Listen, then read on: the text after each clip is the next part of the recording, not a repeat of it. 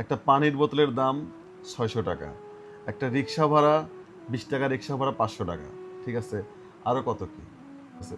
তাহলে এই যে জিনিসগুলো আমাদের সামনে এখন আসতেছে কেন, যে সন্তানটা মারা গেল, এই সন্তানটা, যার সন্তান মারা যাচ্ছে, ওই সন্তানটার জায়গায় যদি আপনার সন্তান থাকতো তাহলে কি ব্যাপারটা এমন হতে পারতো? আমার তো মনে হয় না যে ব্যাপারটা এমন হতে পারতো। এই ঘটনা যদি আপনার সাথে কোনোদিন ঘটে তখন আপনি বুঝবেন যে কেমন লাগে।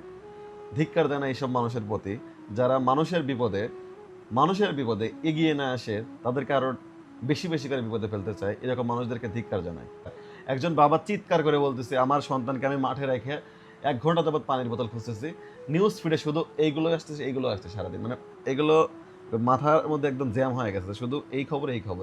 আর এমন কিছু খবর আসতেছে, মানে সুযোগ সন্ধানী মানুষ আমাদের বাংলাদেশে আছে, মানে নিজের কাছে নিজের এখন ঘৃণা হয়, মানে কিছু কিছু বিষয় নিয়ে ঘৃণা হয় যে আসলে আমরা এমন একটা দেশে বসবাস করি বা এমন কিছু জন্মগ্রহণ করছি যে দেশের মানুষ বা দেশের কিছু মানুষ, সবাই বললে ভুল হবে, কিছু মানুষ মানে মানুষের বিপদে এগিয়ে আসার পরিবর্তে সুযোগ খোঁজে।